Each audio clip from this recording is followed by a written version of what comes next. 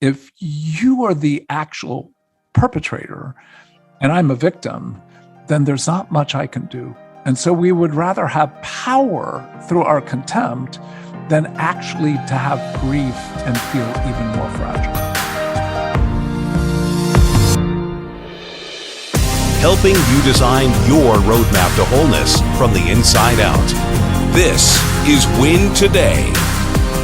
And now, here's your host, Christopher Cook. Tragedy and pain inevitably touch all of our lives in some way. You know it, I know it.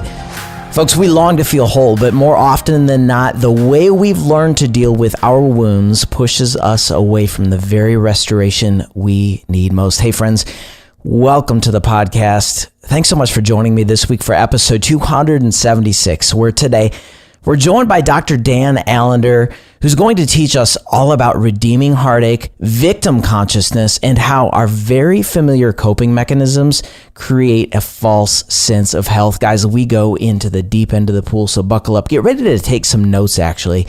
And I'll say this. If you've experienced any sort of loss or pain recently, I really want you to pay attention to this conversation. As I said, take some notes. Please rewind, listen to sections of the conversation again as you need. But quickly, before we head into our conversation with Dr. Dan Allender, if you're enjoying the podcast, share it, send a text to a friend, to a family member, and invite them to listen as well today. And then rate and review the podcast wherever you're listening, especially on Apple Podcasts and now Spotify. Listen, Spotify just introduced ratings, so go over there, hook me up with a 5-star. Just tap the stars and you're all set. It would mean a ton. Here's why. When you rate, when you review, and when you share the podcast, the listenership grows. Simple as that. So thank you for listening and for doing just that. Right now, here's my conversation with Dr. Dan Allender. Buckle up, y'all. You're listening to Win Today. Dan, welcome to Win Today. What a joy to have you on the show. Christopher, so delightful to be with you. Well, we've had a fun conversation already around all things Michigan sports, and tongue in cheek, but we'll have some fun off the top. I think Michigan's learning how to redeem heartache after their loss to Michigan State. Yeah, and let me just go. Look, I'm a Spartan. I did my doctorate at Michigan State, and I'm from Ohio, which, as we talked about, is a bit treasonous to say I love Michigan, but I really love Michigan, and I particularly it's a beautiful love state. Michigan State. So, and maybe because I've borne some of the scorn from Michigan fans for being at what they referred to as Moo. I'll say that I have a place for forgiveness for Michigan, but my heart is with Michigan State. Go green, go white. I love it. Well, Dan, here's where I'd love to start with you today. All of us have experienced wounds and deep losses, but we've learned to deal with those wounds in a way that actually leads us away from restoration. Those are your words. In fact, I'd love to know as we begin, though, Dan, what is it about avoiding pain that is so consequential to our long-term wellness?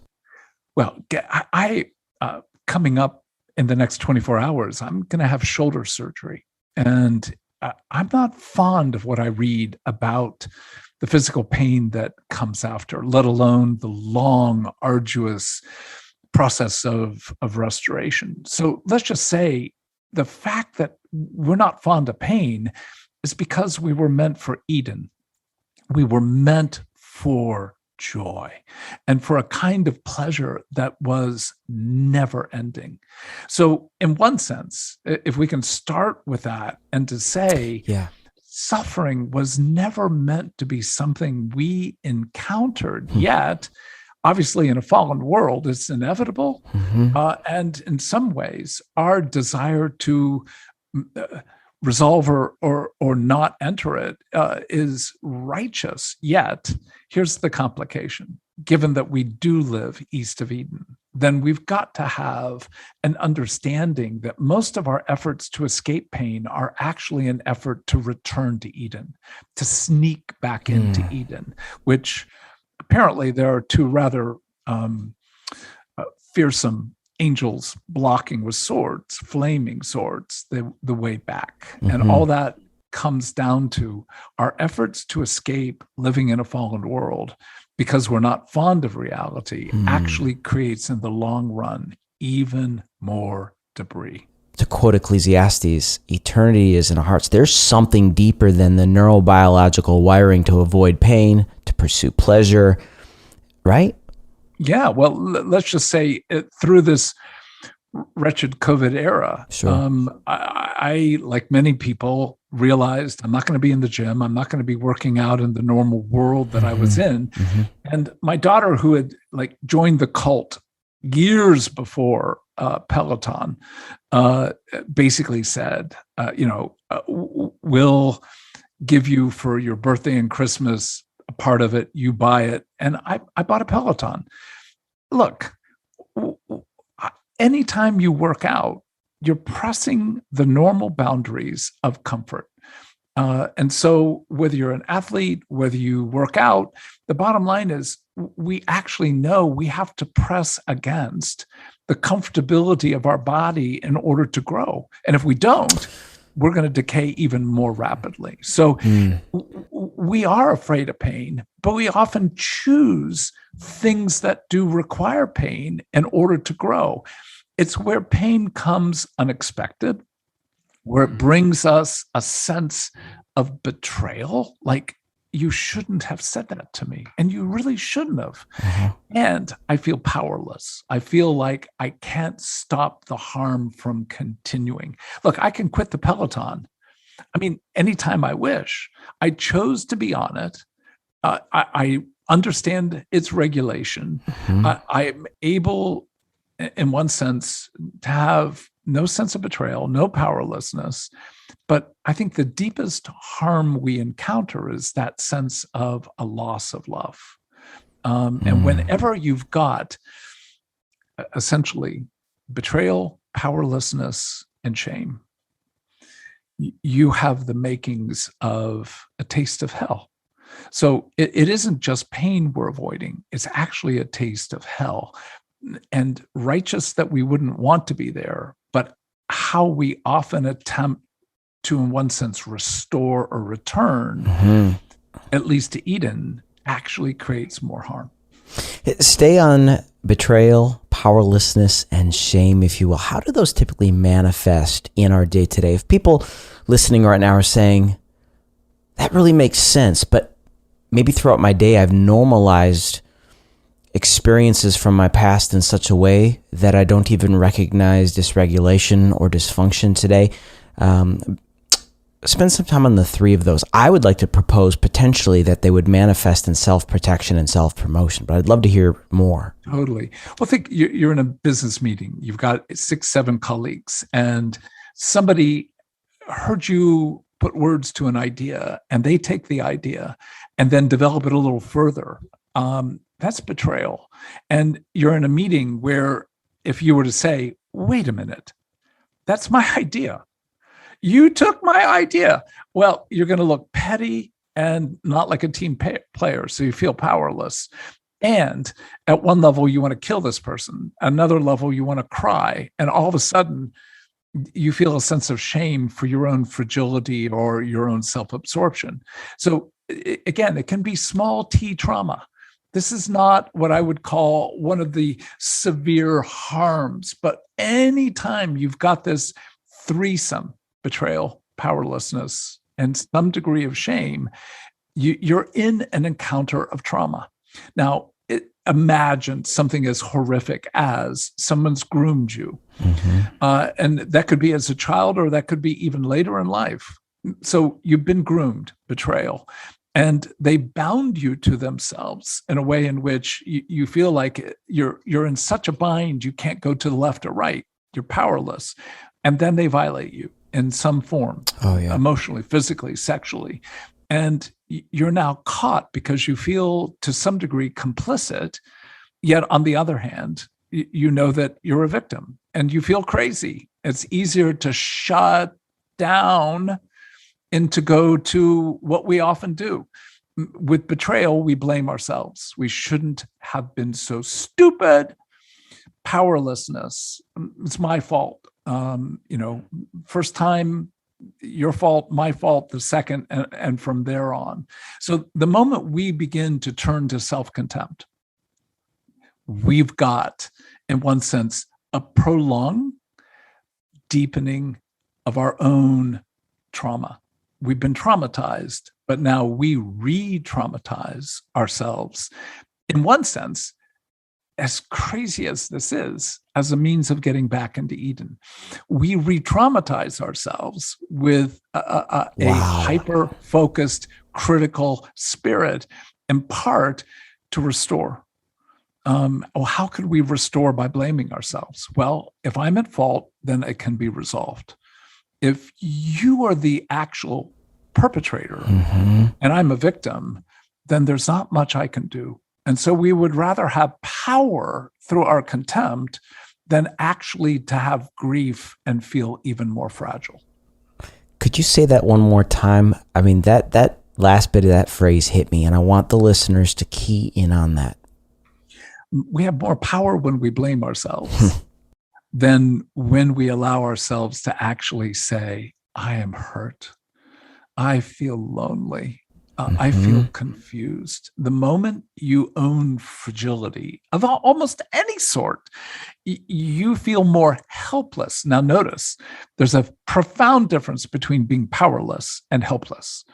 Powerless. Powerless, you have taken away my ability, in one sense, to move.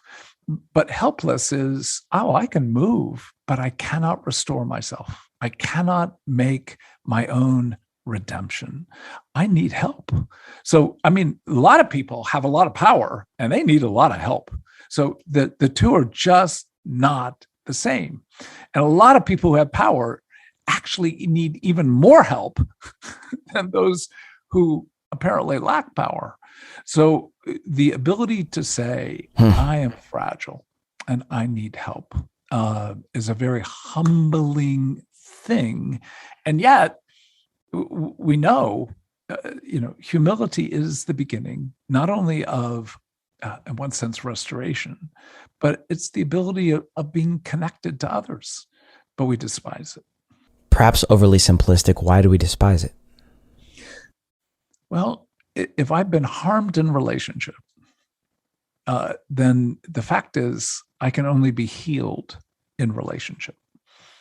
And for me to actually admit I need healing, not just, I need my shoulder replaced. I need the healing process. Yeah. But I need healing because even though I'm almost on the border of 70, there are still parts of my being that are 8, 12, where there was tremendous harm perpetrated against me. And there's been change. Oh my gosh, great change. But there's always more room for us to become more alive, more mature, more able to give and to receive love. So in that sense, do we actually want to say we need to grow? Because the moment a person says, I need to grow, what you're actually saying is you are not who you were meant to be, but you've got a bit of a vision, a bit of a sense of who you are meant to be. Now, can we live in that disparity? I am, and I'm meant to be more. And can I, in one sense, bless what I am and who I am? And can I bless the desire to be more and to hold those together? That's where we are so apt to make these kinds of splits and divisions because we're so used to disconnecting from reality, but also disconnecting actually from the dreams that hold us into the future. I've thought about something for a few years now, and I said to a friend a few weeks ago, and perhaps it validates what you said, that I think everything in life, therefore, comes from fear or from love. Yeah. It's brilliant. From fear comes shame, comes disconnection, comes self-protection, comes self-promotion, and from love comes trust and abiding, vulnerability, nakedness, humility, as you said, which is the key, connectedness, community. And so, we could take the trail down to unpack how this unfolds, but I'm fascinated by what you said, Dan, because that which broke us is the thing that's used to heal us. Exactly. Gosh. Yeah. Anything else you want to say? Yeah, go ahead, Dan. Well, the one thing, and that is, I love the category you brought, and that is fear and love. The only thing I would add is I have a good friend who has made a ton of money in the market. And what he would say is there are only two things that drive the market: fear and then greed. And so if you add that one phrase, fear and greed, or love, in the scriptures, the only thing that's ever called idolatry is greed. It isn't money is evil. It is the consumption, the idea that lust is a form of adultery, that you have bound yourself to something that you think will satisfy you. And then, because it is so material, it can be taken, stolen, ruined. In one sense, greed and fear are just different sides of the same coin. And in that, oh my gosh, you can see love is not greedy, but it's sensually desiring. Love is not bound by fear, and yet there is a sense in which the core of love is a desire to honor. So you've got this contrast of love will call you to be deeply connected, but also deeply honoring. Fear and greed do the opposite. There's so much risk in love. There's so much risk in vulnerability, especially when we've been hurt, especially when the cellular memories of a trauma-filled past say, don't you dare do this because this equals this.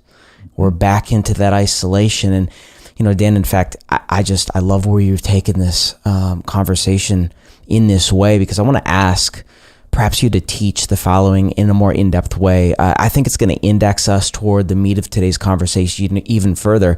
And it's this, straight from your book, that this journey is not about resolving past suffering, but wrestling with it, Dan, until we gain the blessing we were meant to receive, to walk, as you said, even with a limp, into more joy, and to experience a measure of healing. Spend as much time as you'd like on this.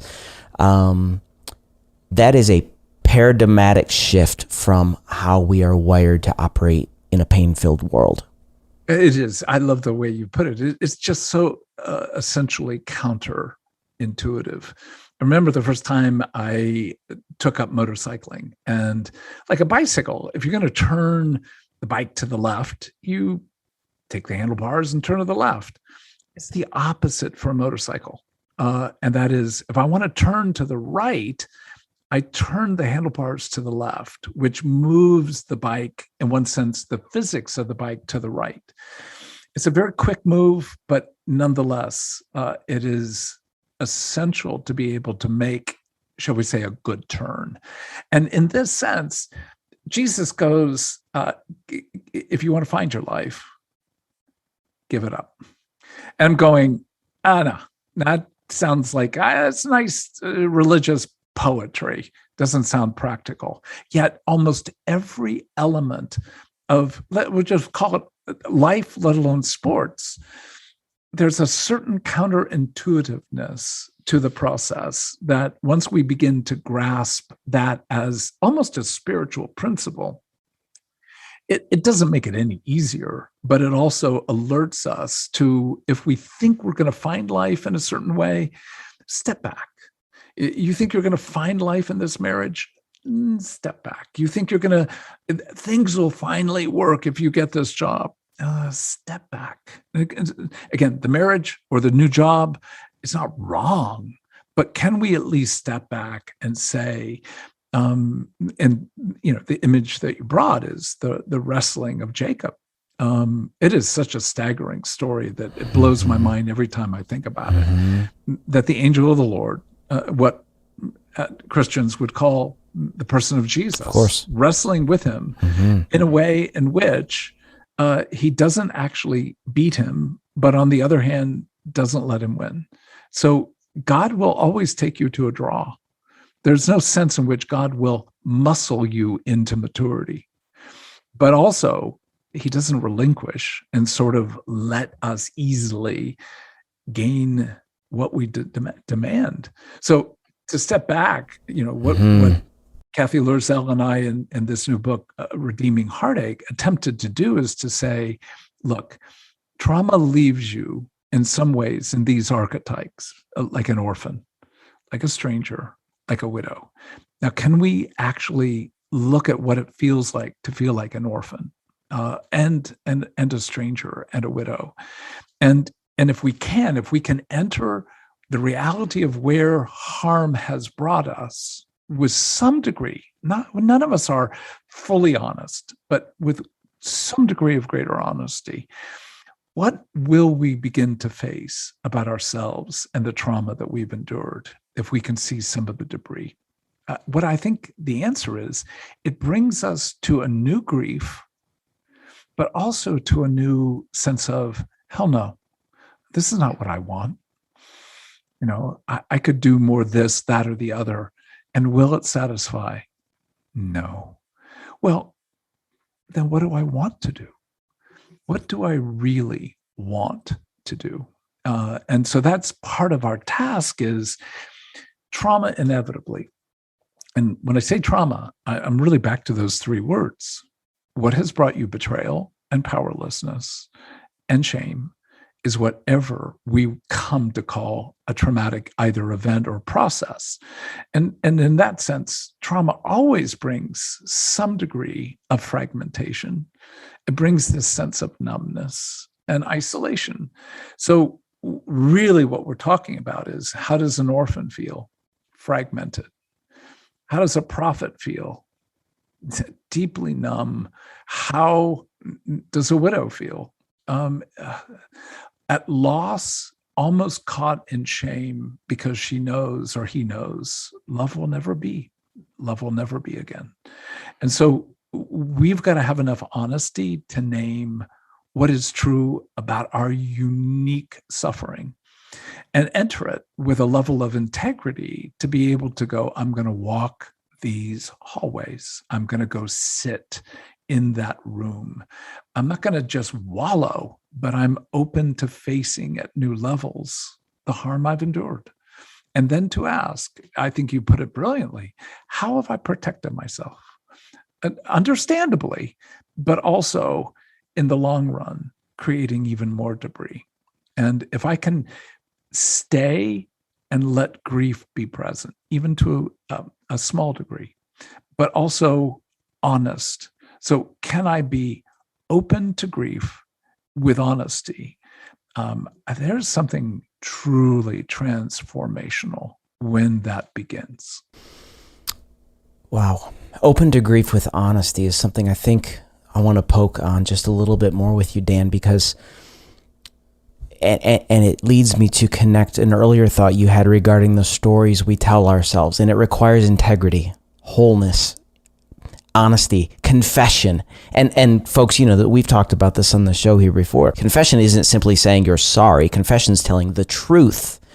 This is what happened. And so, Dan, how many of us coming out of repeated cycles of trauma, we're so dysregulated in the brain that we don't feel accurately, perhaps, and then we're telling ourselves stories that aren't true? How do we get ourselves out of that mess?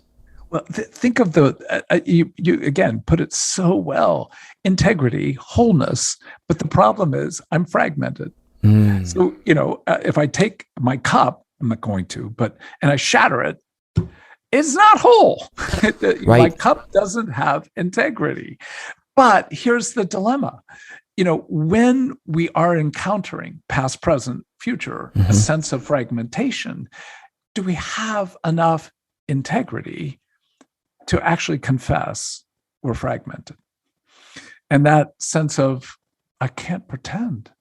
I can't just put on the happy face and go, things are fine. Can I at least step back and say, I'm not doing well. I need help. And so in so many ways, I'll put it in terms of the orphan. The orphan has learned through such heartache, I can never depend on anyone to give me what I need. So I will only need what I can provide for myself. Well, that works because you're independent and highly related to others. But nonetheless, you are so independent that nobody can really provide you with much of anything. So that orphan heart, oh my goodness, then demands of oneself that you get what you need. So much pressure. So between such emptiness and such pressure for the orphan, that you're left with a sense in which you will never have enough. You will never be enough. And that's self-critical. You are not enough. You will never be enough. I mean, it's more than salt in the wound. It's a whole new level of wound. In one sense, it's an infection in the wound. So it can kill you. So if we can step back and go, what does the orphan need? A safe enough world where you can actually say, I don't know what to do. I've not been able to provide enough for myself. Can I admit how hungry and lonely I am? And that level of both fragility and integrity, though again, sounds contradictory, but it's actually the beginning of a whole new holy process. And I use the word holy both as WH, yes, but also HO. Mm-hmm. And that holy process, it will take you places you could never have imagined when you begin to admit versus having to provide for oneself.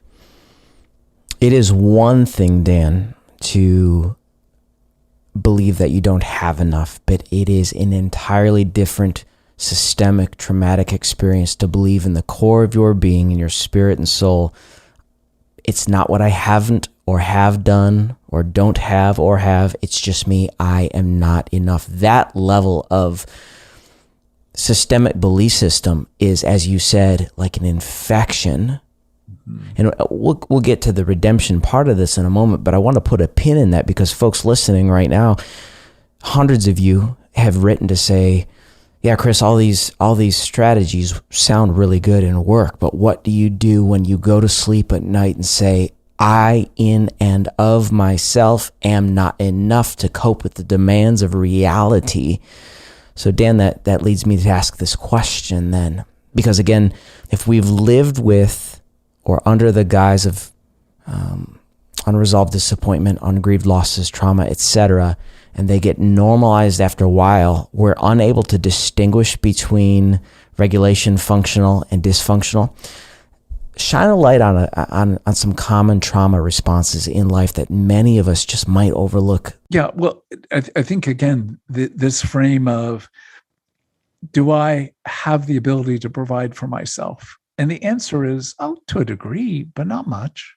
So to actually let your heart bless that you are interdependent, to be able to have to live under the pressure of providing for yourself, whether that's financially or emotionally or in any other form, that's both a level of pressure and demand, but also incredible arrogance. And to step back and go, I don't want to be arrogant. I don't want to be, but I am so bound to this structure. I think that's where a lot of people kind of have a sense of, I don't want this, but I don't know any other way. And to understand that the disruption of this 20-year, 30-year, 40-year history of living out of certain traumas, this will sound a little, I don't know what it will sound. Let's just say a lot of times working at the theoretical, you got to go back to the practical. And practical here is the particular. Because until you know what's driving you, knowing that you're driven doesn't really help a whole lot. So a lot of times you got to be able to say, what are some of the central wounds that, again, might not even be that big? The humiliation you felt in third grade could have such a huge effect in terms of shaping how you go about making sure I will never be humiliated like that again. So we've got to be able to return to memory and to the past to engage the particular where that sense of being orphaned, or, we deal with this category being a stranger, which everyone has some experience of feeling like they don't fit, like they don't quite fit the in-group. Or even if you're in the in-group, you don't fit the core of the in-group. And so that reality of you want through the gate, but there are gatekeepers who are sensing that you don't fit with us.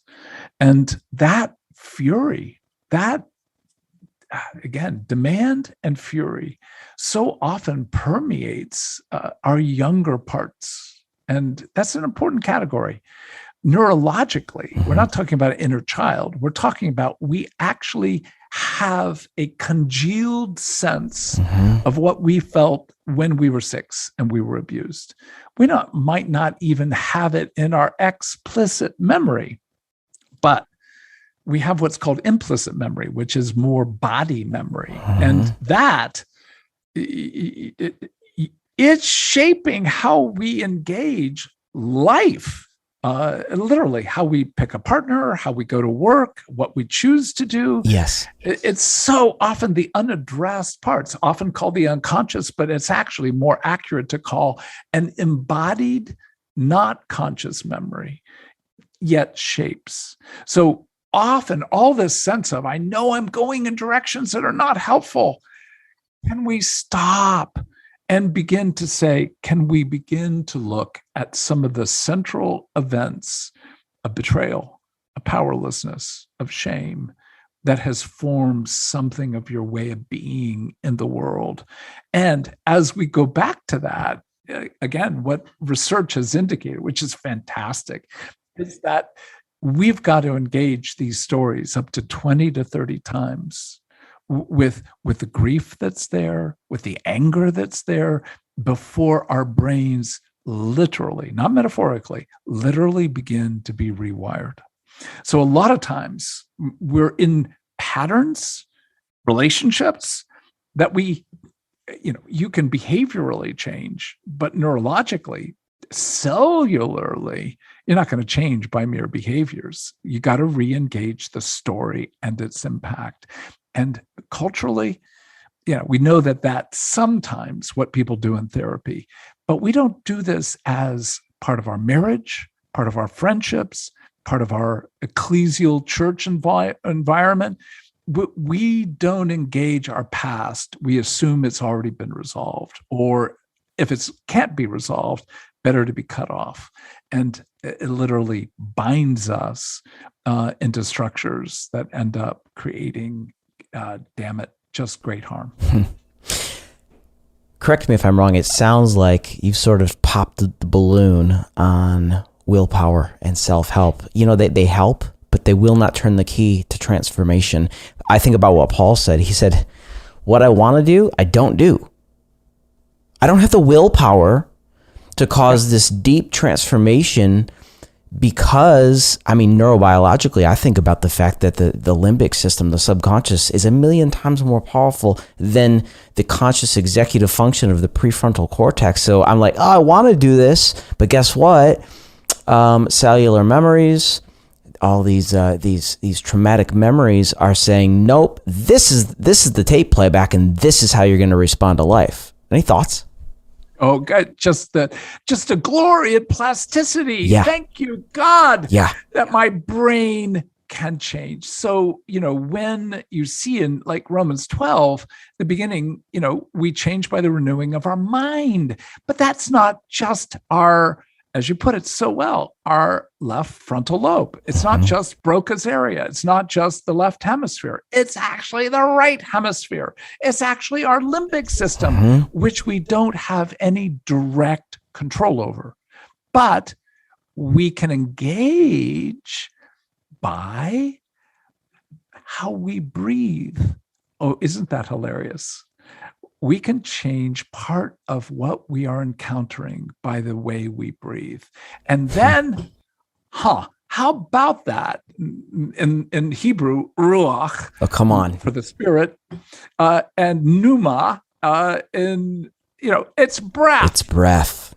So again, I believe in the spirit, but I also think the spirit engages our body in a way in which we get to be part of this rewiring transformation as we tell the truth, but then engage the gifts that God gave us for how our mind is transformed. And that will include grieving in our story. It will include being angry about how we've been harmed and holding grief and anger together in a way in which they begin to grow us into gratitude.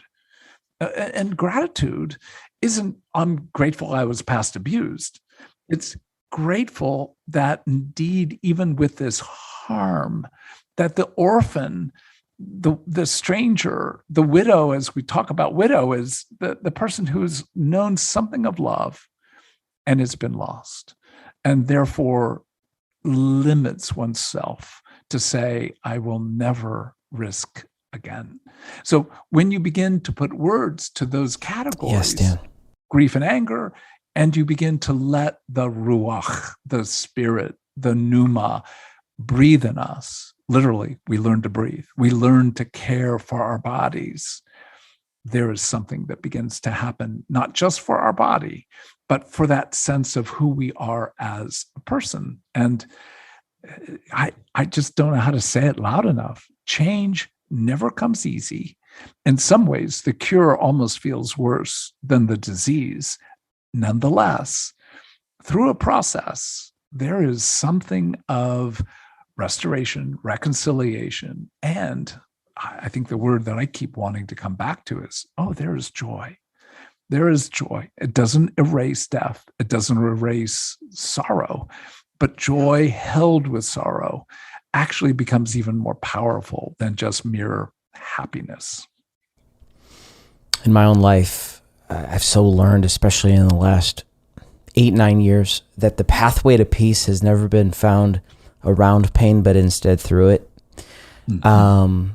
Dan, there's an interesting angle to this that I want to spend some time on, because when we experience trauma or even shame, we reorient ourselves and self-protect, as we've talked about moments ago. But in doing so, you wrote this, you said, we choose a soul-deadening response that makes us feel more in control, but blinds us to the truth. Parse that out.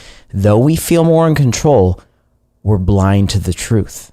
Well, back to that fragmentation and numbing and isolation, and that middle category with regard to a sense of powerlessness, we numb. What we've learned in terms of neuroscience is a lot more about the vagal system. This is a incredible highway of nerves that run essentially from your what's often called ancient brain, all the way through your spine, down into your legs. And it's kind of the super highway of neurological activity. And what we find is that almost any trauma, the vagal system basically goes, shut down. And it's, the metaphor, to an electrical system, where it just shuts off, because otherwise it will burn up. We can first and foremost say, thank you, God, for a sense of shock. Thank you that you wired our bodies to actually be able to handle what you knew eventually would occur, and that's the fall. So we can bless numbness.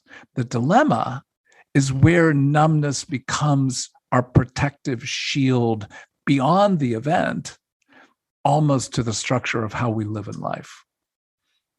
And so we need to be able to go, when I was 8 and this happened, thank God I went numb.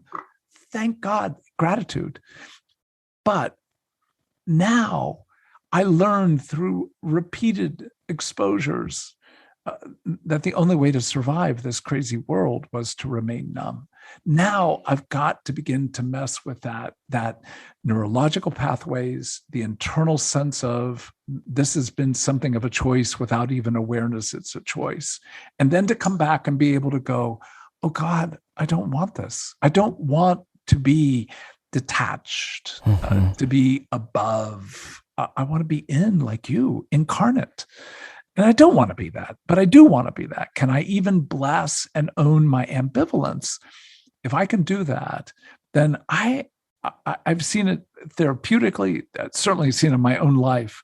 But what seems to happen is the Spirit never asks us to go beyond what will provide us some degree of safety, yet always takes us to the next level of what we would view as dangerous. And so we're really in that bind between, I want to be safe, but I also am allured to a little bit more. And that little bit more is, I want to feel, and we know so much that the same pathways neurologically that pass pain are also exactly the same that pass joy. So when we shut down one, essentially we shut down both. Wow. Okay. I want to just spend just a minute more on the vagus nerve, because in my own studies and all that, 12th cranial goes all the way down. I found therefore, like we were talking about ruach, soft belly breathing can often alleviate this moment. So folks, maybe you're driving right now and you had something happen at home on the way to work this morning, and you're driving, listening to this conversation with Dan and me. And I'd like to say, just take some soft, deep breaths in your stomach, fill your stomach with air, breathe. And that, from my own research, is found to be a great stimulation of the vagus nerve, which can calm us the frick down. Yes. Oh, within sometimes 4 or 5, where you take air in, hold it for a 3 count, let it out in a 3 count. I mean, they're just structures where, like prayer, there are so many different ways to pray. And if you think prayer is just a matter of, you dear God, help me, that's one form of prayer. But there are many, just as there are many different kinds of breathing. And so if we can begin to match what you're suffering to different structures of how to breathe, you will find that your body lowers in terms of cortisol and stress biochemicals, begins to, in some sense, replace with a new level, even though there may be nobody in the car, a sense of growing oxytocin. Why? Because you're connected to life. You're connected ultimately to relationship. And in that shift and change, your what's called serotonin, your the mood biochemical will rise, not rapidly, but will rise. And you have a better sense of, okay, I can tell a bit more truth. I can move a little bit more faithfully.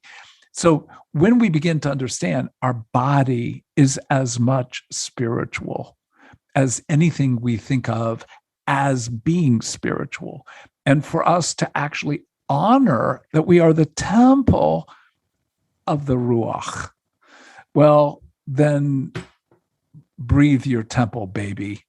Okay, so for the last year and a half, I've been studying that exact Hebrew word, Ruach, Nefesh, and then New Testament Greek, Koine Greek, Pneuma, and really just wanting to just dive to the division of spirit and soul and just parse apart Scripture. And I think about this, Dan, Proverbs, specifically chapter 18, verse 14, talks about how the person whose broken spirit keeps them from even enduring sickness. Yeah. Any thoughts scientifically and clinically about healing the broken spirit in relation to today's conversation about redeeming heartache and trauma? Yeah, well, what we know is that trauma is unequivocally the number one basis of what we know to be human illness. I mean, it's staggering what we have come to learn. And almost any time you have the word itis after something, colonitis, etc., itis implies inflammation. Yeah. Inflammation is primarily unmetabolized stress biochemicals.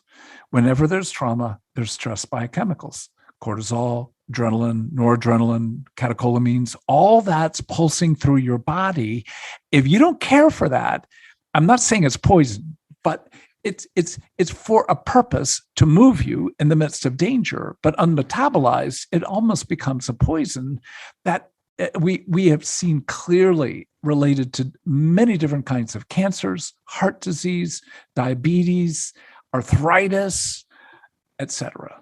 And so if we can step back and go, wait a minute, we need to care and engage trauma and care for this orphaned, for this stranger, and for this widow.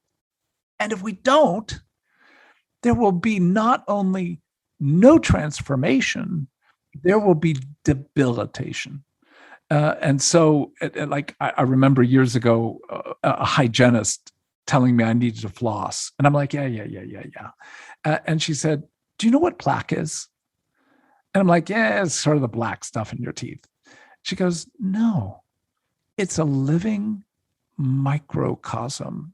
And it's like a kingdom that hates you, and it's operating in your mouth to destroy you. And when you floss, every time you floss, you are disrupting this kingdom. And I'm like, what? I have a alien enemy in my mouth, literally. And we also know that it's related to heart disease, not just tooth decay. And every day that I floss, I'm doing warfare. Okay, this changes. Yeah, I know I need to floss. So often we need to get a sense of the story we're in. I need to know my story, but I need to know the story I'm in. And in that sense, the larger work here is, look, you were made by God to be a priest, to be a prophet, to be a king or a queen. And what Kathy and I do in the book Redeeming Heartache is we link these. When you engage the orphan, you become much more tender and able to engage story like a good priest. When you name and engage how you have felt strange and weird and not part of, it actually increases your ability to be a good prophet. But if you can own where you've been widowed, then you can become a person committed to creating goodness on behalf of others, like a king or a queen. So our wounds become the momentum to become who we're meant to be. And if we can see that the calling of us, the calling is to be like Jesus. Yeah. Well, what's Jesus? Well, Jesus was the perfect priest and prophet and king. So if I have categories of, well, what does it mean to be a priest, to be a prophet, to be a king? Those are ancient terms, not particularly useful in our, democracies, but nonetheless, they give an indication of, well, I'm supposed to be a storyteller and hearer like a priest. I'm meant to be a truth committed disruptor of every structure, personal and collective, that is unjust, like a prophet. And I'm meant to host people to sweet, deep fellowship, good food, good drink, good music, good dancing, good stories, life-giving presence of love. And if I have that, then I can look at my wounds and be able to say, hell no, I will not let evil actually have ascendancy and power by the way I continue to protect myself. And heaven, yes, I want goodness for myself, but I also want goodness for you and for us. That's so rich. The deep work of engaging and reconciling the orphan, widow, stranger in all of us takes time, the power of the Holy Spirit at work in our lives. But if I were to ask you to sort of gloss over some mechanics of how we engage with all three, how we reconcile these parts of a wounded soul, Dan, where do we begin in this conversation? Well, and again, it will sound very lame, but I don't know a better word than aspiration. That's what C.S. Lewis said when asked, what's the core to change? And he used a lovely English word, aspiration. Another word for that is longing. What do you want? What do you want? What do you most want? And if it's like a bigger house, good, yeah. Most, I want a better job. Great, fantastic. most, Mm-hmm. it comes back to that question of what was your soul made to be big enough to desire?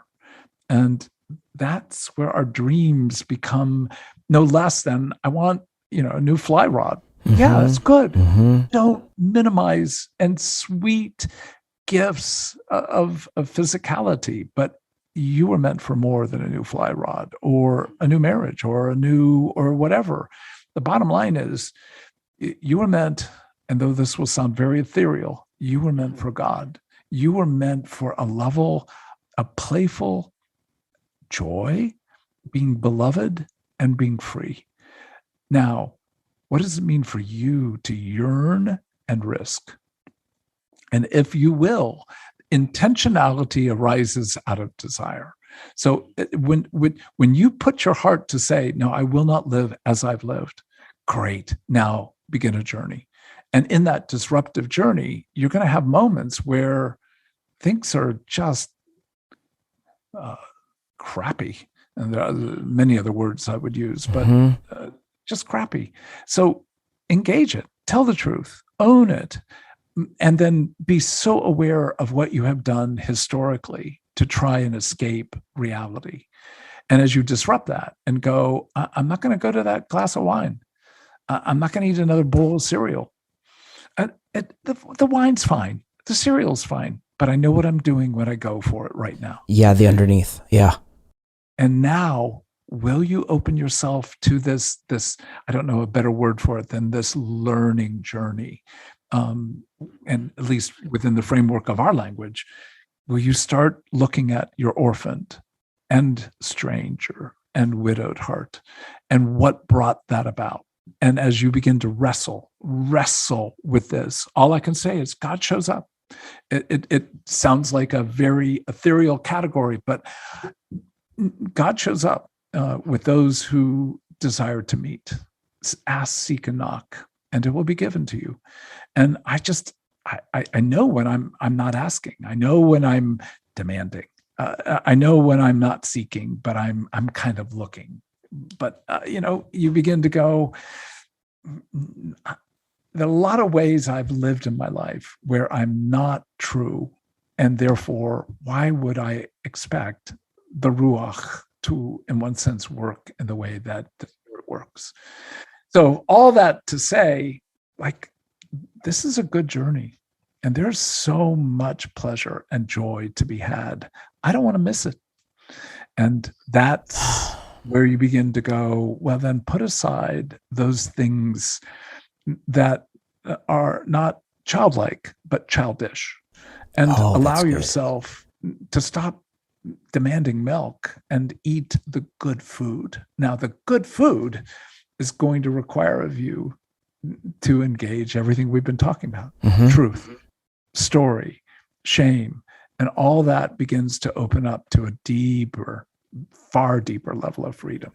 Dan, do you have any advice on best practices? In the book, you talk about remembering, the mechanics of remembering, going back to the truth about what happened in the past in order to move forward. In fact, you said this, we refuse to remember because remembering disrupts our illusion of control. Now, going back and investigating these things to, as we said here in the last few moments, to reconcile the orphan, the stranger, and the widow requires a level of remembering. Any guardrails or advice on how to do this? Now, the reason I ask is because the listeners here on Win today are very familiar with inner healing prayer, listening prayer. So in that way, this is not an unfamiliar territory, but I just wondered from a clinical perspective, and even a spiritual direction perspective, would you have any guardrails in, hey, this is really how to remember in order to reorient and reconcile these traumatic places of the past? Yeah, my first thought is, healing prayer is meant to be done in a community. Yes. Can you do it alone? Oh, yeah. But again, you can lift things alone, but lifting anything heavy, it's better to do it with at least one other person. And one other person who knows you, knows how beautiful you are, and is delighted in how beautiful, but also knows how broken you are, and isn't afraid to engage your demands your self-pity, et cetera, et cetera. So if somebody knows you, and has the ability to help lift with you prayer, then you've got guardrails on the basis of you're not easily saying, well, Jesus told me. When anybody tells me Jesus told me, I'm like, great, I'm glad he told you. He hasn't told me. And it's not that I'm not willing to listen to somebody and their prayer life on my behalf or others, but God works in communion, not in isolation. So there needs to be a confirmation together. And that's where healing prayer, listening prayer with others, you have that sense of the journey is it's like a good duet, but Jesus is there as well. So it's a trio singing well. And where there's disharmony, you got to ask what's going on. But also when you get confirmation that the Spirit is inviting you to deal with your dad. And I'm like, I've dealt with my dad. Yeah, well, the Spirit's saying, can we engage your dad in this new realm? And it's like, okay. Yeah, surprise, just deep surprise. So I think in some ways, the task alone is never as sweet as the task together. And the guardrails of community, reflection, knowing who we are, broken and beautiful, allures us, I think, to even a greater hope. So good. wintoday.tv/episode 276. Folks, go there right now. Within the show notes is a link to purchase a copy of Dr. Allender's brand new book. But Dan, before I let you go, is there anything else you'd like to leave with the listeners? I'd love for them to stay connected to you as well. But thank you. This has been such a rich conversation. Well, one of the things that you've said I would just go back to, and that is, this is a lifetime process. Yes, sir. When John in 1 John 3 says, and when you see him, you will be as he is.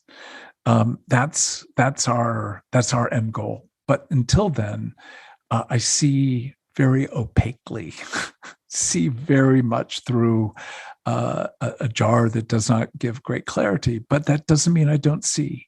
So holding on to both, we see, we don't see that well. Can we proceed and know it's a lifetime of coming into who we are meant to be? That relieves, at least for me, a lot of pressure, a lot of demand, and a lot of self-contempt. So powerful. Dan, hey, before I let you go, tell people how to stay connected to you. Yeah, it's the Allender Center. So THE, I think most people got that. Allender, ALLENDER, and then center.org. Beautiful. And most of our materials and certainly the book can be found through that means. Wonderful. Thank you so much for being here today. Thank you. My delight. Hey, I told you we were starting the new year off with a bang, and I really hope that conversation with Dr. Dan Allender added a lot of value to you and help you navigate perhaps the difficult place you're in your life. Right now, go to wintoday.tv/episode 276. That's wintoday.tv/episode 276. Within the show notes is a link to purchase a copy of Dr. Dan Allender's brand new book, Redeeming Heartache. Again, wintoday.tv/episode 276. Listen, this train is rolling down the track. Next week on the podcast, we're talking all about why the relentless pursuit of pleasure actually leads to pain. We're talking about narcissism, and we're talking about our culture's systemic addiction to dopamine. Stanford Medical's Dr. Anna Lemke joins me. Cannot wait. Here's a preview. But in the last 100 years, this idea of pain being beneficial in myriad ways has really been lost. And instead, we've cultivated this idea that pain is dangerous, that pain will set us up for future pain in the form of a centralizing pain disorder or a post-traumatic stress disorder, and that in general we should insulate ourselves from all pain. But really that, as I write in Dopamine Nation, I think that's really, we've gone off the rails there, because in doing so, at the same time that we're exposing our brains to constant high dopamine rewards, what we're doing is just ending up with this pleasure-pain balance tilted to the side of pain, such that now we need greater and greater and more potent sources of pleasure to feel any pleasure at all. And with the slightest pain, we're devastated. So I think we need to rethink that and really start to refrain and abstain from feel-good pleasures and behaviors, invite painful experiences into our lives, and thereby reset our reward pathways. I really believe this might be one of the most important conversations we have this year on the podcast, so please mark your calendars, don't miss it. Thanks again for joining the conversation this week right here on Win Today. I believe people just like you should be able to live successful, meaningful lives, and that's why I want to invite you to join the inner circle of readers on my email list who get weekly, well-researched self-improvement tips. So right now, go to wintoday.tv to sign up. It's absolutely free. And lastly, whether you're a new listener or have been listening to the show for a while, I'd really appreciate your rating and review of Win Today on the Apple Podcast app. So right now, will you write a short, honest review? Doing so helps expand the listenership of Win Today, and that would mean a ton to me. Thanks again for listening today. I hope you have an awesome week. We'll talk to you again really soon. Bye-bye.